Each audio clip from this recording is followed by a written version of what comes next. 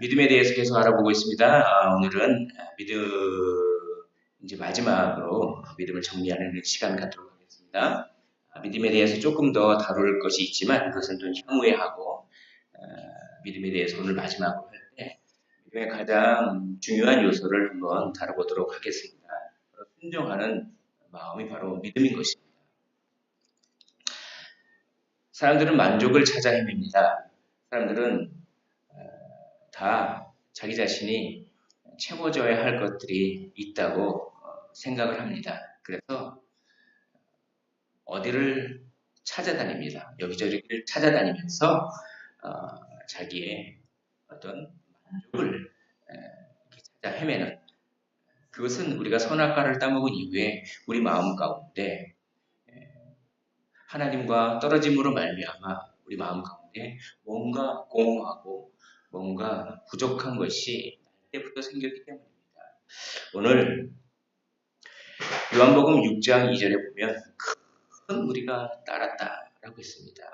이 큰 무리가 따랐습니다. 그 이유는 병자들에게 행하시는 표적을 보았기 때문입니다. 그러니까 병 고침을 바라고 따랐습니다. 그런데 그 배경을 보면 마태복음에 더 잘 나옵니다. 마태복음 7장 13절에 보면 예수께서 들으시고, 예수께서 세례 요한이 죽었다고 하는 것을 들으시고 뭔가 기도하고 싶으셨던 것 같습니다. 그래서 배를 타고 한적한 곳으로 떠납니다. 우리도 스트레스가 쌓일 때 한적한 곳으로 떠나고 싶지 않습니까? 예수님 스트레스가 계셨습니다. 하나님 나라에 대한 스트레스가 있었습니다. 항상 기뻐하라, 쉬지 말고 기도하라, 범사에 감사하라 라는 말씀이 있습니다. 그래서 우리는 항상 기뻐해야 하지만 또 그렇게 말씀한 바울은 한편에서는 이렇게 고백도 합니다. 내가 주를 위한 근심이 있다. 그러니까 우리가 항상 기뻐해야 하지만 주를 위한 근심은 필요합니다. 하나님 나라를 위한 스트레스를 받으셨죠. 그래서 기도하러 가셨습니다. 좀 군중들을 피해서 조금 영적으로 쉬고 싶으셨던 것 같습니다. 그런데 배를 타고 쭉 떠나서 떠나자, 여행 떠나자, 마치 그런 식으로 따로 빈들에 가셨는데, 아유, 그 군중들이 그 배를 보면서 걸어서 쫓아갑니다. 이 모습을 한번 생각해 보십시오. 배를 타고 갈릴리 바다를 쭉 건너는데, 그 건너는 모습을 보면서 여러 고을에서 사람들이 그냥 걸어서, 그러니까 이 직선으로 안 가고 삥 둘레길을 돌아서 예수님 있는 곳으로 몇만 명의 사람들이 이렇게 가는 모습을 보십시오. 그들은 왜 그렇게 따라갔을까요? 그들은 병 고침을 받기 위해서 그랬습니다. 육적인 만족을 추구했죠. 그러나 육적인 만족뿐만 아닙니다. 마가복음 6장 34절에서는 또 이렇게 나옵니다. 예수께서 나오사 큰 무리를 보시고 그 목자 없는 양 같은 이나요 불쌍히 여기사 이에 여러 가지로 가르치시더라. 그러니까 그들은 가르침을 받기 위하여 또한 따라갔기도 한 것입니다. 영적인 만족도 있습니다. 육적으로 건강할지라도 뭔가 영적으로 갈급하고 외롭고 공허하고 나는 뭐지? 나는 존재는 뭐지? 라고 하는, 나는 왜 살아야 하지? 라고 하는 것이 인간에게 근본적으로 있지 않겠습니까? 왠지 불안하고 그렇습니다. 왠지 잠이 안 오고 그렇습니다. 육적으로 영적으로 만족을 추구해서 그렇게 쫓아가는데, 그들이 쫓아가는데 여기에 경쟁이 붙었습니다.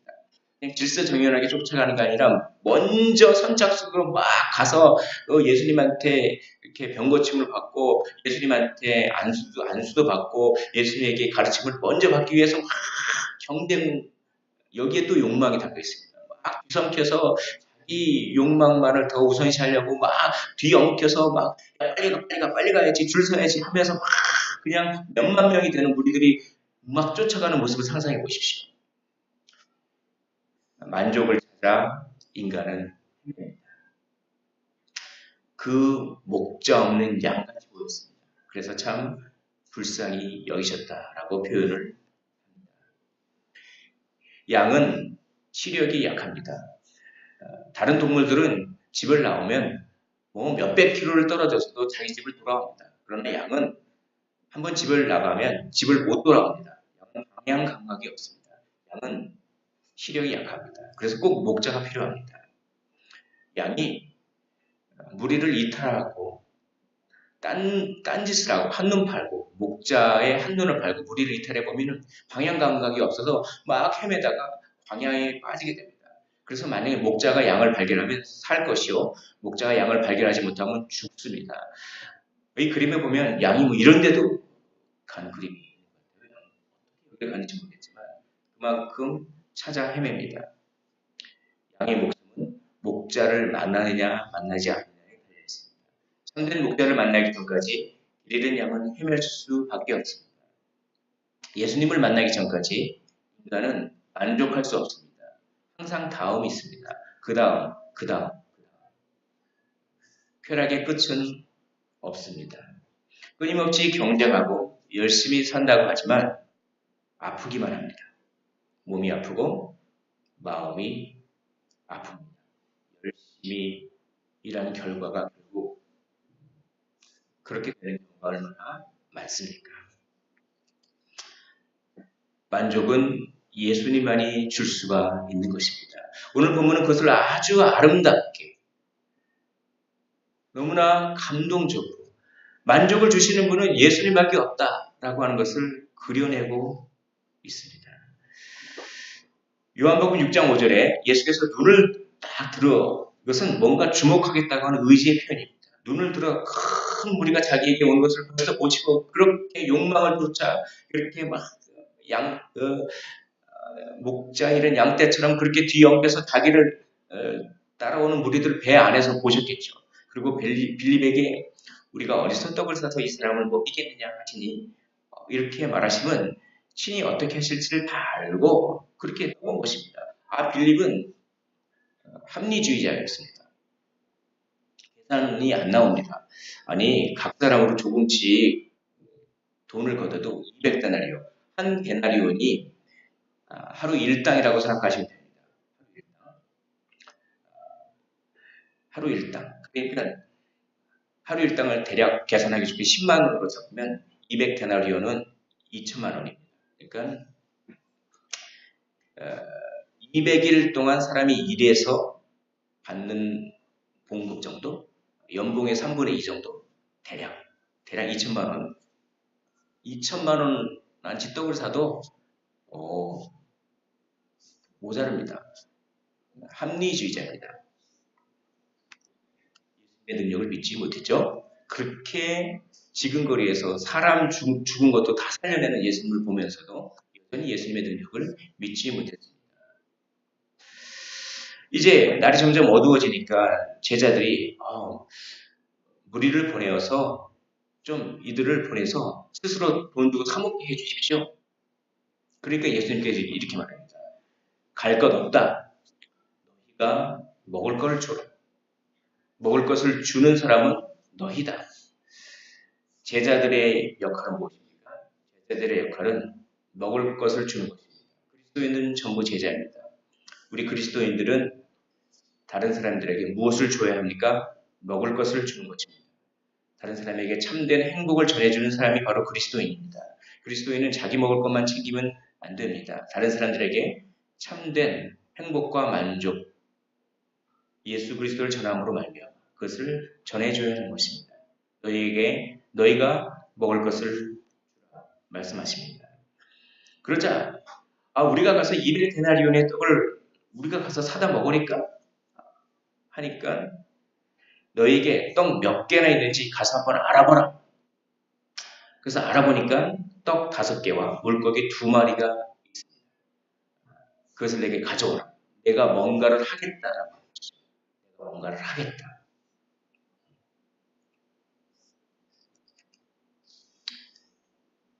남자가 한 5천 명쯤 됐습니다. 그러니까 아이와 여자들은 개수에 들어가지 않습니다. 그러니까 5천 가정입니다. 5천 명이 5천 가정입니다. 4인 가족 기준하면 2만 명이 될 거죠. 보통 그 당시에는 아이를 좀 더 많이 낳겠죠. 6인 하면 한 3만 명쯤 됩니다. 한 3만 명이 그렇게 있습니다. 3만 명을 앉히라고 합니다. 자, 때를 지어 한 50명씩 앉히라. 이게 식사 대용으로 앉히라는 것입니다. 이거 내가 뭔가 하겠다는 것이죠. 여기 보십시오. 그전에는 그냥 서로 먼저 안수받겠다고 욕망 그 경쟁 사회에서 막 뒤섞이고 막 그거는 지옥입니다. 지옥.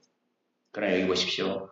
때를 지어 질서 있게 하는 그러면서 하나님의 공급하심을 기다리는 거기에는 경쟁이 없습니다. 왜냐하면 하나님이 다 공급해 주십니다.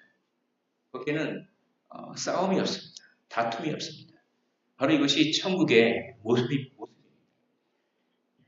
그래서 먹이셨습니다. 먹이시고 그들이 배가 부를 때까지 먹이시고 그들이 배부른 후에 예수께서 제자들에게 이르시되 남은 조각을 거두고 버리는 것이 없게 하라 하시라고 되어 있습니다. 여기 노란색을 칠한 것들을 다 보시면 예수님의 명령입니다. 그것을 한번 모아보겠습니다. 우리가 어디서 떡을 사서 이 사람들을 먹이겠느냐. 이것은 사실 요한복음에만 있습니다. 그래서 마태복음, 마가복음, 누가복음을 읽을 때는 마치 예수님이 별로 관심이 없는데 예수님은 별로 그 무리들에게 떡 줄 관심이 없는데 제자들이 먼저 와서 우리가 이제 날이 저물었는데 어떻게 떡을 먹습니까? 라고 제자들이 먼저 관심이 있는 것처럼 보입니다. 그러나 요한복음에서 이런 말이 나중에 요한이 한 몇십 년 뒤에 써놓은 것이에요. 사실은 예수님이 먼저 물어봤다. 이것은 뭐죠? 예수님이 하나하나 시나리오가 있으셨다는 것입니다. 또 보십시오. 갈 것 없다. 너희가 먹을 것을 주라. 라고 하셨습니다. 근데 막 이들이 헤매고 있습니다. 어떻게 줍니까? 이거 200데나리온 어떻게 줍니까? 어떻게 줍니까? 그런데 공간복음에서는 마테마가 누가 이런 공간복음 이런 데를 이제 보면은 나온 데도 있고 안 나온 데도 있는데 어떤 데는 이렇게 되어 있습니다. 그냥 떡이 5개요. 물고기가 2마리입니다. 이렇게 제자들이 스스로 생각해가지고 스스로 알아서 자기들이 노력해가지고 갖고 온 것처럼 그려집니다. 그러나 그것이 아닙니다. 찾아보라 라고 예수님께서 명령하셨기 때문에 그렇게 하신 것입니다. 네. 그리고 어쩔 줄 몰라 하고 있었습니다. 아니 이 떡 5개하고 그 물고기 2마리를 가지고 뭘 할까? 어쩔 줄 몰라 하고 있었는데 예수님께서 그것을 가져오라 라고 명령하셨습니다. 그래서 그냥 가져온 것입니다. 그리고 앉히라. 남은 조각을 거두고 버리는 것이 없게 하라. 이것도 요한복음에만 있죠. 다른 복음에서는 그냥 다 남았더라. 이건 마치 그냥 그들이 알아서 제가 여기서 강조하고 싶은 건 무엇입니까? 제자들이 알아서 한 건 하나도 없습니다. 자, 이것을 오병이어는 마태, 마가, 누가, 요한복음, 사복음서에 공통적으로 나오는 몇 안 되는 기적입니다. 이 기적이 얼마나 인상적이었던지 이렇게 쓴 것입니다. 그래서 마태, 마가, 누가, 요한복음에서 이게 강조점이 있기 때문에 조금 이것을 제가 모은 것입니다. 모으면 바로 이런 결론이 나옵니다. 어떤 결론입니까? 예수님께서 처음부터 끝까지 다 명령하시고 예수님께서 다 하셨다. 이것입니다. 예수님께서는 먹이시려고 우리의 삶을 주관하시는 분인 줄 믿습니다. 그러므로 염려, 걱정, 의심할 필요가 없습니다. 예수님께서는 이미 창세전에 우리에 대한 계획을 가지고 있습니다. 우리가 현재 고난을 받으면 그 고난 또한 예수님의 계획 안에 있기 때문에 예수님께서 계획이 있으시다는 것은 해결책을 마련해 놓았다라고 하는 뜻입니다. 그러므로 삶을 주관하시는 하나님을 바라볼 때 우리는 실망할 필요가 없는 것입니다. 자, 이렇게 삶을 주관하실 뿐만 아니라 이제 드디어 기적을 일으키십니다. 기적을 일으키십니다. 떡을 나눠줍니다. 떡을 나눠주는데 나눠줘도 떡이 떨어지지가 않습니다. 나눠줘도 떡이 떨어지지 않는 바로 그 기적을 베푸시는 것입니다. 그런데 이 그냥 나눠주기만 하면 되는데 왜 하필이면 떡을 떼서 나눠줄까요? 아니, 그런 것도 필요 없습니다. 왜 오병이어를 너희들이 가서 식사를 왜 알아봐라 그래가지고 그걸 왜 알아보게 합니까? 그냥 먹이줄 거면 그런 거 필요 없이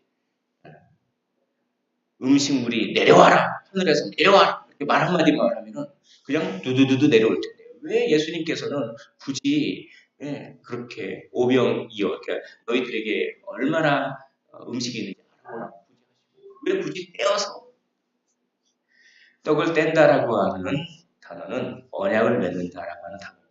이것은 무엇입니까? 내가 한 사람 한 사람 한 영혼 한 영혼을 소중하게 생각한다고 하는 뜻입니다.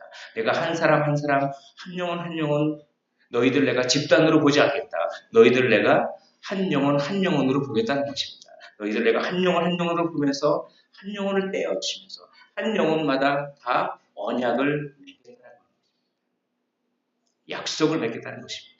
내가 이 약속을 끝까지 지켜줄게. 너를 끝까지 지켜줄게. 한 영혼 한 영혼. 또 한 가지가 있습니다. 예수님은 보십시오. 3만 명이 있으면 최소한 3만 번을 띄워줘요. 반죽 해보셨습니까? 반죽을 3만 번 이거 해보십시오. 팔이 떨어져 나가지 않겠습니까? 이 이스라엘 빵 같은 것들이 떼려면 힘이 들어가지 않겠습니까? 3만 번을 뗀 것입니다. 왜 예수님이 음식물아 생겨라 그러면 될 것 가지고 왜 자기 힘으로 떼어서 이것은 예수님의 일하시는 방식입니다. 내가 나의 힘을 잃음으로써 너에게 생명을 주는 방식. 나의 능력을 잃음으로써 나의 생명을 잃음으로써 나의 생명을 희생함으로써 너에게 진정한 생명을 주는 방식을 택했습니다. 얼마 전에 혈루증 앓는 여인이 예수님의 옷자락을 만졌습니다. 그때 어떤 일이 벌어졌습니까? 예수님의 능력이 빠져나갔습니다. 예수님은 그렇게 일하십니다. 예수님은 자기 자신의 능력을 잃어버리심으로 말미암아 다른 사람을 살립니다. 이것은 십자가를 예표하고 있습니다. 십자가는 자기 자신의 생명을 잃으심으로 말미암아 그를 믿는 우리들의 생명을 살리신 위대한 사건입니다. 그것이 바로 떼어주시는 예수님. 오늘 이 시간 떡을 떼어주시는 예수님의 그 은혜를, 그 사랑을 한번 생각해 보십시오. 우리를 위하여 그 3만 번이나, 그건 뭡니까? 자기의 온 육체, 그 육체가 떼어지신다는 것입니다.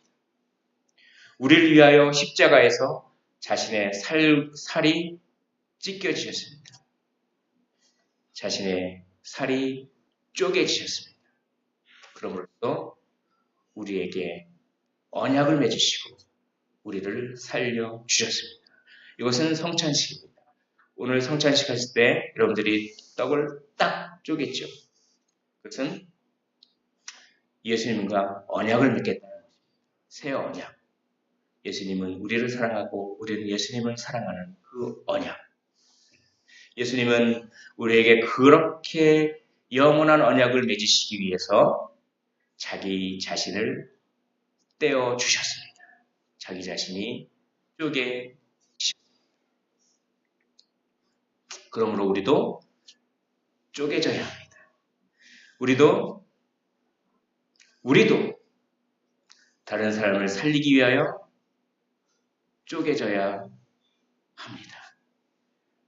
나를 따르려거든 자기를 부인하고 자기 십자가를 지고 나를 따를 것입니다. 내가 쪼개졌으니 내가 떼어졌으니 너희도 쪼개져라. 너희도 떼어져라. 너희의 쪼개짐을 사용하여서 나는 한 영혼의 생명을 살리겠다. 그래서 우리가 성찬식 할 때 이 떡을 먹을 때마다 주의 복음을 전하기를 결단하는 이유가 바로 그것입니다. 자, 이렇게 떡을 떼어주는데 계속해서 떡이 생기는 것입니다. 아니, 떡이 계속 생기네. 떡이 계속 생기네. 이것은 무엇입니까? 피조물은 힘이 다 떨어집니다. 피조물은 유한하기 때문에. 그렇기 때문에 뭔가 힘이 다 떨어지기 때문에 만족을 추구하기 위해서 여기저기 찾아 헤매지만 예수님은, 창조주이신 예수님은 떨어지는 법이었습니다. 물론 자기 자신의 힘을 다 잃으시지만 계속해서 생명이 솟아나는, 계속해서 멈추지 않는 생명력. 그래서 요한복음 6장 11절에 예수께서 떡을 가서 축사하신 후에 앉아있는 자들에게 나눠주시고 물고기도 그렇게 그들의 원대로 주시니라. 그들의 원대로 주시니라. 그들의 만족, 그들의 갈급함, 그들의 텅 빈 마음을 그들의 원대로 채워 주시니라. 우리의 만족을 채울 분은 예수 그리스도, 그분 외에는 없습니다. 왜냐하면 그분은 힘이 떨어지지 않기 때문입니다. 그분은 전능하시기 때문입니다. 그러나 전능하실 뿐만 아니라 자기 자신을 쪼개지기까지 우리를 사랑하시기 때문입니다. 그분은 전능하시면서 동시에 우리를 사랑하시고 우리와 약속을 맺으신 분이기 때문에 그분만이 우리를 채워줄 줄 믿습니다. 그런데 여기 보십시오. 마태복음 14장 19절에 잔디 위에 앉으시고 마가복음 6장 39절에 푸른 잔디. 마가복음은 조금 예수님의 기적을 더 잘 묘사하는 경향이 있습니다. 푸른 잔디 위에 앉게 하시고 요한복음 6장 10절에 그곳에 잔디가 많은지라. 왜 이렇게 상세 묘사를 하는지 모르겠습니다. 왜 이렇게 잔디를 강조할까요? 그것은 이스라엘은 잔디가 많이 났다고 하면 겨울철입니다. 겨울에 풀이 많이 납니다. 겨울에 풀이 많이 나요. 그러니까 이것은 때가 겨울철이고 6월절과 가까운 때를 상징합니다. 6월절에 예수님께서는 십자가에 돌아가셨습니다.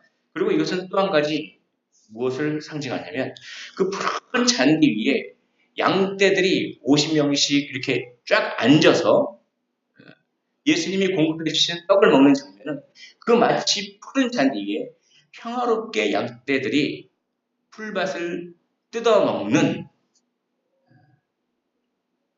푸른 풀과 쉴만한 물가로 나를 인도하시는구나 하는 예수님이 선한 목자이심을 상징하고 있습니다. 앞서 보십시오. 그들은 왜 그렇게 헤매고 다녔습니까? 왜 그렇게 만족을 못했습니까? 왜 그렇게 길을 잃은 양처럼? 그들은 목자가 없어서 그랬습니다. 목자 없는 양같이 헤매는 것을 불쌍히 여겨주셨습니다. 그래, 너희들 목자가 없냐? 그러면 내가 너희의 목자가 되어주겠다. 나는 선한 목자입니다. 선한 목자와 사꾼 목자는 차이가 있습니다. 사꾼 목자는 자기 양이 아닙니다. 월급 받는 그런 목자죠. 그러니까 양떼나 이리떼가 나오면 자기 목숨이 더 중요합니다. 그러니까 양을 버려놓고 도망가 버립니다. 그러나 오너가 경영하는, 보십시오. 오너가 경영하는 그 진짜 목자, 진짜 자기 양을 치는 참된 목자, 선한 목자는 양떼가 오면 어떻게 합니까? 주의 지팡이야 막대기야 나를 아니하시니. 목자의 그 이미지입니다. 지팡이야 막대기로 막 그 일이나 그 야생동물을 막 때리고 돌로 막 던집니다. 그래서 그걸 연습을 잘했던 사람이 있지 않습니까? 다윗입니다. 그렇게 돌팔매질 연습을 너무나 잘해가지고 사자가 올 때 사자를 탁 맞추고 그것이 골리앗을 이기는 어떤 도구로 사용되지 않았습니까? 선한 목자는 양떼를 지키기 위하여 자기의 목숨을 버립니다. 그러므로 나는 선한 목자다. 목자 없는 너희들이여 이제 너희는 선한 목자를 만났다. 선한 목자는 너희들을 위하여 생명을 놓는다. 선한 목자인 나는 이제 너희들을 위하여 십자가에서 쪼개질 것이다. 사랑하는 성도 여러분, 뭔가 일이 잘 안 풀리더라도 예수님이 우리를 위하여 쪼개지셨다고 하는 그걸 기억하면 우리의 지금 조금 힘든 거는 아무것도 아닙니다. 오늘 보십시오. 그 원리가 나옵니다. 예수님은 완전한 만족을 주시는 분입니다. 예수님은 모든 것들을 주관하시고 자기 자신을 떼어주시고 멈추지 않는 생명력으로 우리에게 공급해 주시는 분인 줄 믿습니다. 그분의 이 성품을 순종하는 마음으로 믿어야 합니다. 오늘 한 가정의 순종이 나옵니다. 6장 8절에 제자 중에 하나, 곧 시몬 베드로의 형제 안드레가 예수께 여짜오니 여기 한 아이가 있어 보리떡 5개와 왜 하필이면 보리떡이라고 했을까요? 그냥 마태, 마가, 누가 먹으면 그냥 떡 5개라고 합니다. 그러나 몇십 년 지난 후에 요한은 보리떡이라고 좀 구체화시킵니다. 뭔가 정보를 주고 싶었습니다. 왜냐하면 밀가루떡은 좀 잘 사는 사람이 먹었습니다. 보리떡은 아주 서민 음식이었습니다. 그러니까 서민이 헌신한 것을 강조하고 싶었습니다. 보리떡 5개야, 물고기. 이 물고기는 마태, 마가, 누가복음에서 쓰는 물고기의 단어와 익투스라고 하는 단어와 요한복음에서 쓰는 물고기는 다른 단어를 씁니다. 여기는 작은 물고기라고 하는 뉘앙스가 담겨 있습니다. 그래서 공동 번역이라고 하는 번역은 이걸 물고기라고 하지 않고 작은 물고기로 번역해 왔습니다. 그리고 NIV라고 하는 영어 성경에는 small fish라고 작은 물고기라고 이렇게 번역해 왔습니다. 보십시오. 서민들 아주 보리떡하고 그리고 이 아주 작은 물고기, 큰 물고기 말고 작은 물고기. 그러나 이거는 한 아이가 먹을 만큼의 양은 아닙니다. 이거는 한 가족이 먹을 만한 양입니다. 떡 5덩어리하고 작긴 하지만 이 물고기는 한 아이의 음식이 아니라 한 가정의 음식입니다. 그러니까 보십시오. 너희가 가서 떡 얼마나 있는지 알아보라. 그러니까 제자들이 한 3만 명이 쫙 앉아 있는데 제자들이 12명이 막 구역을 나눠가지고 막 돌아다니면서 광고하지 않았겠습니까? 우리 주님께서 혹시 도시락 싸온 분 있으면 한번 이렇게 거두랍니다. 걷어서 어떻게 우리 주님께서 뭔가 하실 것 같은데요. 그래가지고 걷어서 도시락 싸온 거 걷어가지고 여기 배고픈 분들을 어떻게 먹이실 것 같습니다. 도시락 있으신 분들을 좀 내놓으십시오라고 이렇게 광고하고 다니지 않았습니까? 그런데 한 가정에 도시락만 올라왔어요. 5천 가정 중에서 단 한 가정만 자기 자신의 도시락을 내놨습니다.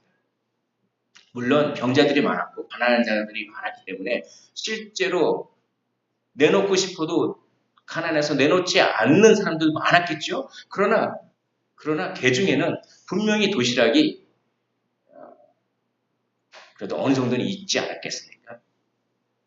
그런데 움켜쥐고 있습니다. 일단 나를 먹고 살아야지. 두 번째는 부정적인 생각입니다. 이 도시락 내가 내놔봤자 이 많은 사람 어떻게 이걸 걷어서 어떻게 하려고 차라리 그냥 갖고 있자. 그런데 이 한 가정은 도대체 어떤 믿음인지는 모르겠습니다. 그러나 적어도 이 가정은 자기 자신의 이기심, 탐심 마음이 들었겠죠. 또 두 번째 부정적인 생각이 들었겠죠.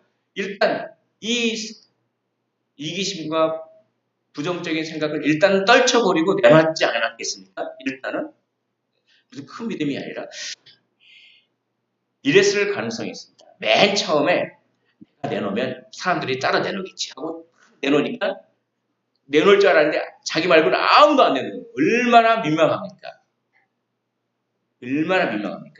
혹은 중간에 내놨을 수도 있습니다.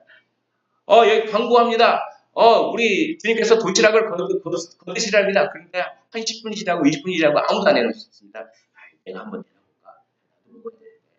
내놔볼까? 이거 내놔봤자 뭐가 되겠어?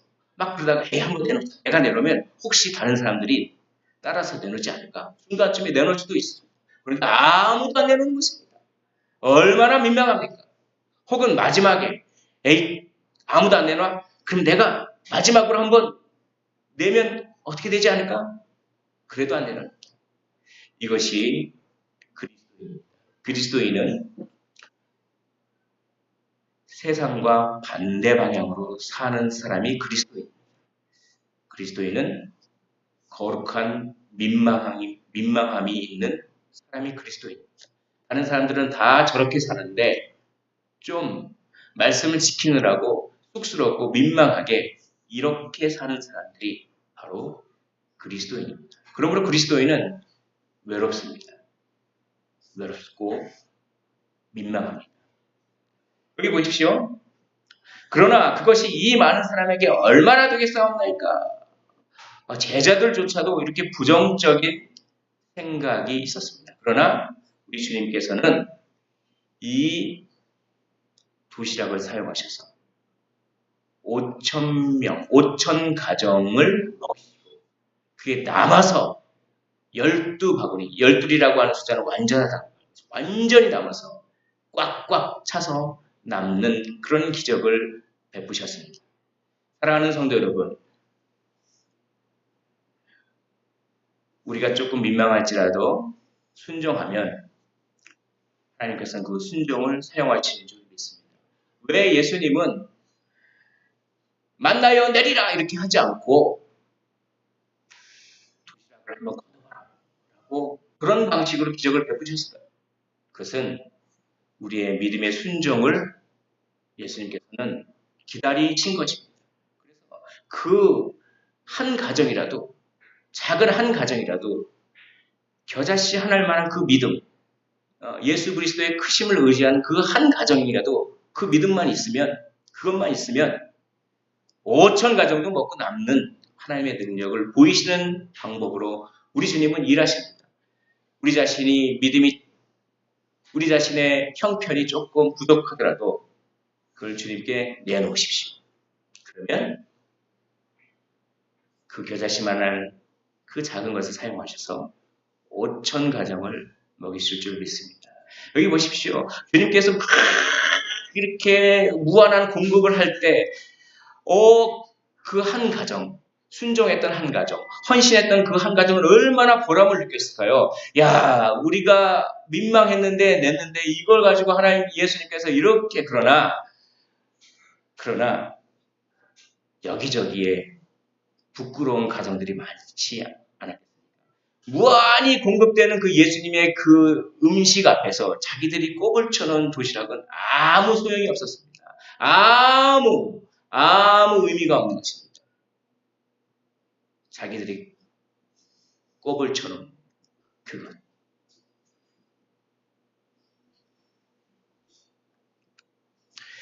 예수님의 멈추지 않는 공급하심 앞에서 움켜쥐고 있던 도시락은 아무런 소용이 없습니다. 그것은 다만 부끄러운 도시락일 뿐입니다.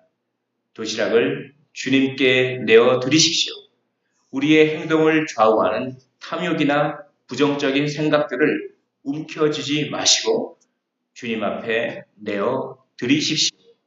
도시락을 움켜쥐면 그것은 우리를 실망시킬 뿐이지만 주님은 볼품없는 우리의 도시락을 무한한 생명력으로서 바꾸실 것입니다. 무한하신 자신을 떼어 주심. 완전한 만족을 주시는 예수님의 성품을 바라보십시오. 우리의 삶을 주관하십니다. 자기 자신을 떼어주십니다. 멈추지 않으십니다. 우리를 먹이시기 위하여 멈추지 않으십니다. 그 예수님께 순종하십시오. 그 예수님께 순종하는 것, 그것이 바로 믿음입니다. 여기 한 아이가 있어 보리떡 5개와 물고기 2마리를 가지고 있나이다. 그러나 그것이 이 많은 사람에게 얼마나 되겠사옵나이까. 예수께서 떡을 가져 축사하신 후에 앉아있는 자들에게 나눠주시고 물고기도 그렇게 그들의 원대로 주시니라. 오늘 이 믿음을 가지셔서 하나님의 영광의 통로가 되시기를, 또한 하나님께서 부어주시는 5,000배의 축복을 받으시기를 주님의 이름으로 소원을 드립니다. 기도하겠습니다. 우리 찬양하고 기도하겠습니다. 갈보리 십자가에 주님을 바라볼 때 하나님의 크신 사랑 너무도 고마워라.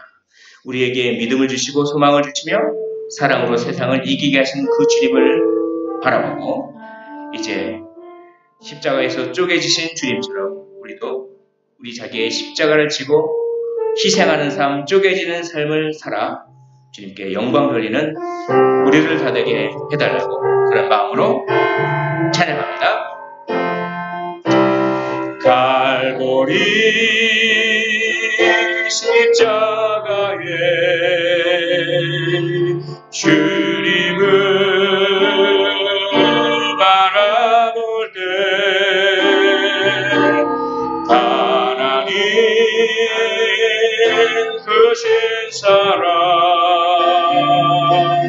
너무나 고마워라. 예수님의 십자가, 예수님의 십자가, 이제는 나도 지고 이 생명 다 바쳐서 주님을 따르리라. 우리에게 믿음과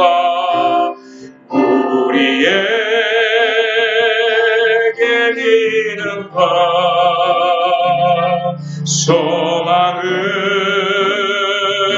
주시며 사랑으로 세상을 이기게 하셨네. 이기게 하셨네.